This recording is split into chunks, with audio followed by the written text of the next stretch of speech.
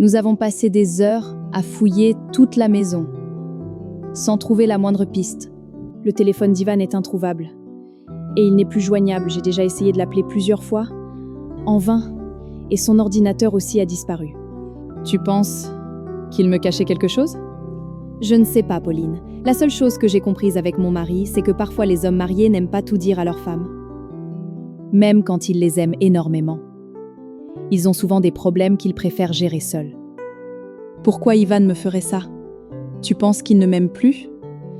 Même dans une situation pareille, il aurait au moins pu m'en parler. Peut-être qu'ensemble, on aurait pu éviter tout ça. Non, ne pense pas ainsi. Selon moi, Ivan t'aime vraiment. Et votre amour est admirable.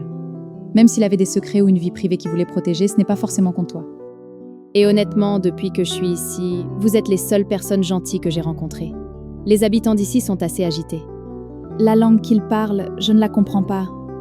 Et leur mode de vie ne me rassure pas vraiment. Et ça fait combien de temps que tu vis ici? Ça fait déjà 2 ans. Je me suis acheté une maison au sud de l'île, un peu loin d'ici. 2 ans? C'est suffisant pour comprendre leur langue, non? Pas vraiment. Je n'ai jamais pris le temps de l'apprendre.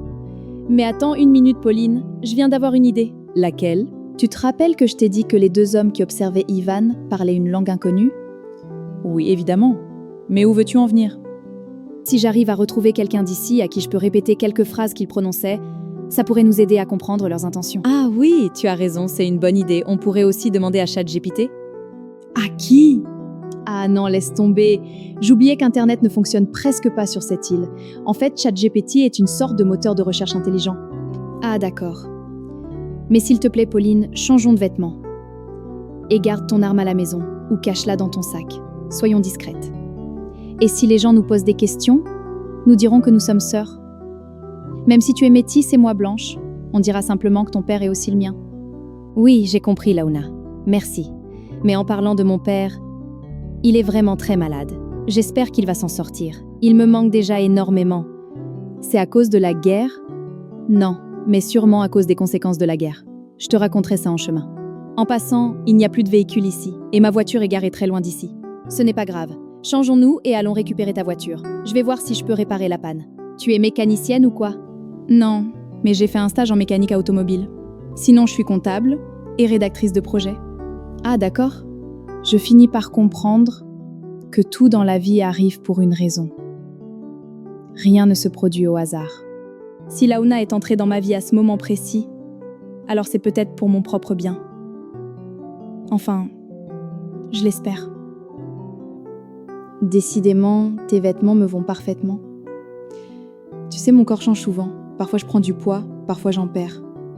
On dirait qu'on se connaît depuis toujours. Mais ne vous inquiétez pas, Fanny restera toujours ma sœur. Même si je n'ai plus de ses nouvelles depuis longtemps. Espérons juste que le réalisateur me permettra de revoir Fanny un jour. Je pense que je connais exactement les personnes d'ici qui pourront nous aider à traduire certaines phrases. À ma grande surprise, imaginez la voix de qui j'entends. Oui. Allô? Pauline, c'est Ivan. Moi-même, j'étais sous le choc. Pensez-vous qu'Ivan est vraiment en danger? Ou me cache-t-il quelque chose?